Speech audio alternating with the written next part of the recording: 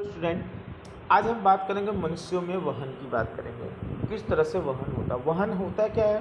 देखो, मनुष्य के अंदर जैसे ऑक्सीजन या जो पाचित खुराक होते हैं, इन सबको एक स्थान से दूसरे स्थान तक पहुंचने के लिए एक तंत्र की आवश्यकता होती है और उस तंत्र को हम कहते हैं वहन तंत्र और इस प्रक्रिया को कहते हैं वहन। तो मानव में जो वहन तंत्र होते हैं उनके मुख्य अवयव होते हैं, एक तो रक्त नलिका है, दूसरा हृदय और इसके बाद वहन माध्यम। तो सबसे पहले हम रक्त नलिकाओं की बात करते हैं। रक्त नलिका हमारे शरीर में परिवहन का कार्य संपन्न करने के लिए विविध प्रकार की रक्त नलिका हैं। इसमें 3 प्रकार की होती है। एक तो धमनी। धमनी का काम क्या होता है, ये करता क्या है कि हृदय से शरीर के सभी भागों तक क्या करता है, रक्त पहुंचाने का काम करता है धमनी। जो सीरा होता है वो शरीर के सभी भागों से रुधिर को कहाँ लेके आता है, हृदय की ओर लेके आता है। जो केशिकाएं होते हैं वो क्या करते हैं, धमनी और शिराओं को आपस में जोड़ने का काम करता है। इस तरह से रक्त नलिका, धमनी क्या करता है, हृदय से रक्त को ले जाके शरीर के सभी अंगों तक पहुंचाता है। शिरा का काम क्या है, ये रुधिर को शरीर के सभी अंगों से लेके आता है हृदय में वापस। केशिकाएं क्या करते हैं, ये धमनी और शिराओं को आपस में जोड़ने का काम करते हैं। इसके बाद हम बात करते हैं धमनी और शिराओं में अंतर क्या होता है। धमनी और शिराओं के अंतर, पहला अंतर यह है कि धमनी क्या करता है, रक्त को हृदय से अंगों की ओर ले जाता है, जबकि शिराओं क्या करते हैं, अंगों से हृदय की ओर लेके आता है।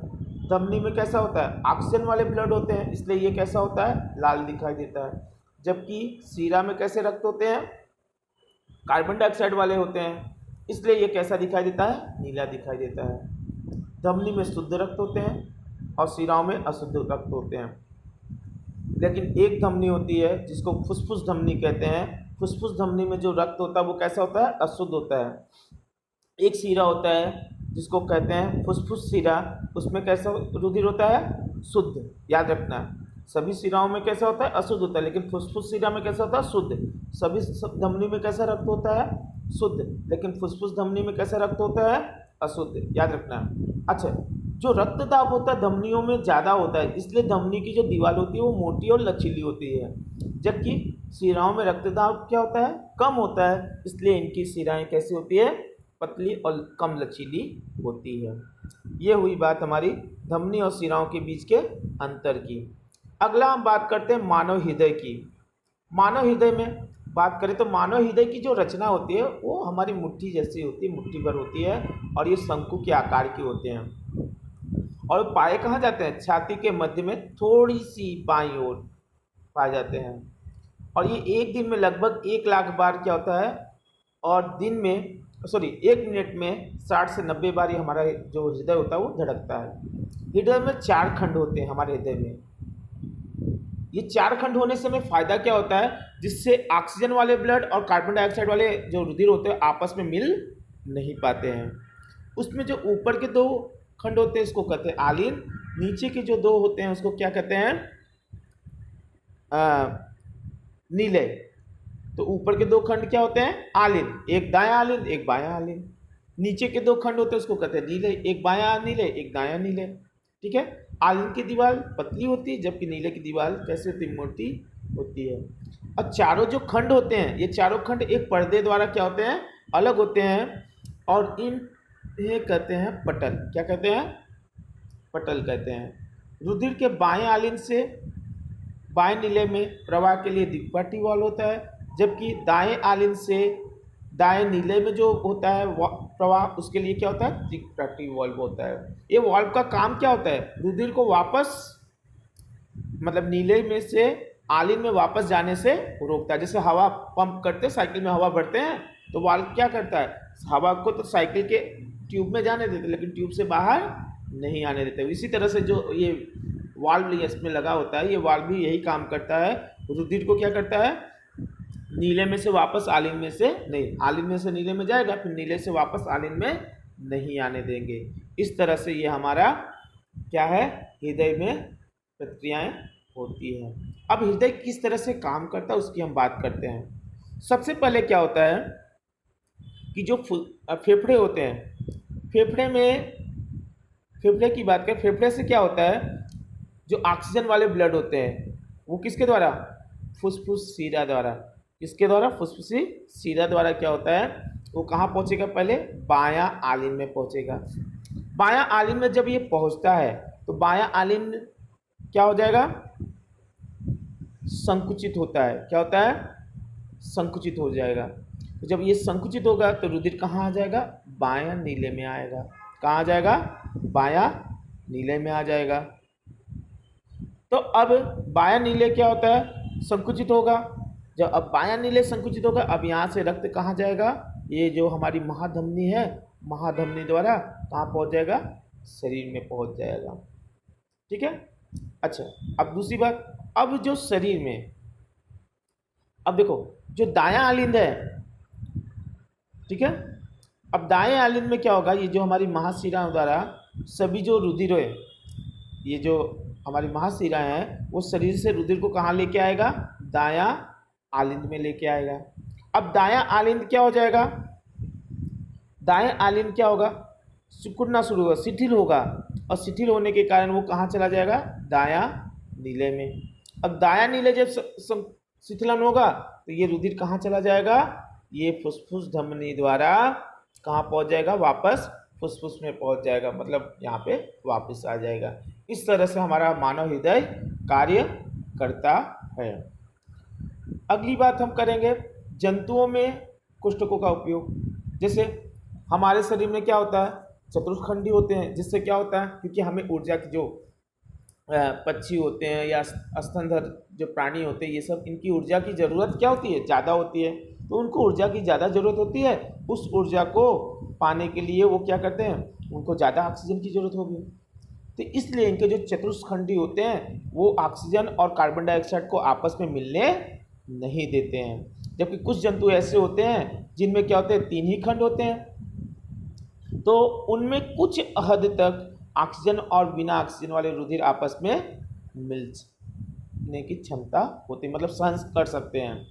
दूसरी अगर मछलियों की बात करने जाएं, उनमें सिर्फ केवल क्या होता है, 2 खंड होते हैं, और इनमें रुधिर कहाँ चला जाता है, यहाँ से रुधिर क्लोम में भेजा जाता है जहाँ ये ऑक्सीजन जनित होता है, और सीधा शरीर में भेज दिया जाता है। और इस तरह मछली में जो एक चक्र में केवल एक बार हृदय में जाता है रुधिर। लेकिन अगर मानव की बात करें, देखो मानव में 2 बार रुधिर, देखो कैसे हुआ कि एक बार यहाँ पे फुसफुस शिरा द्वारा क्या हुआ,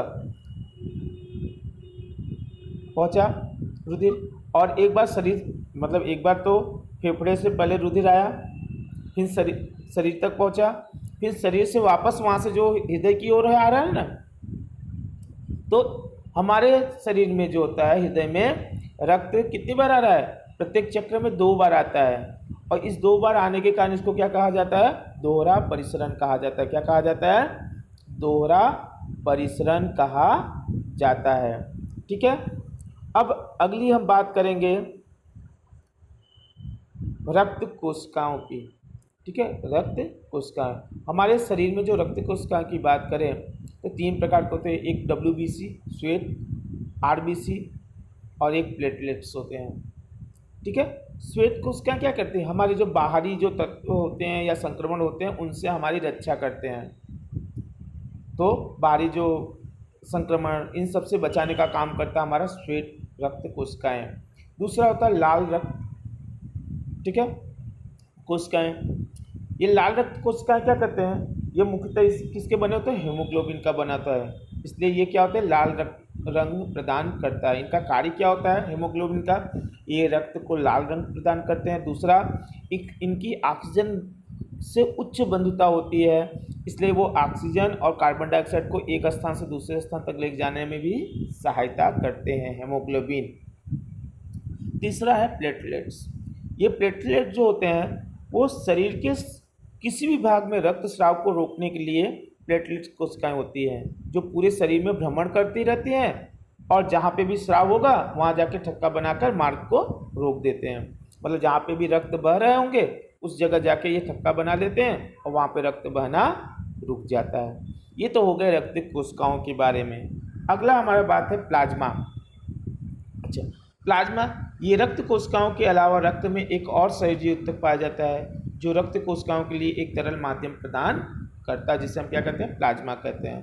प्लाज्मा का कार्य क्या होता है, इसमें जो कोशिकाएं होते हैं वो निलंबित होती है, मतलब तैरती रहती है।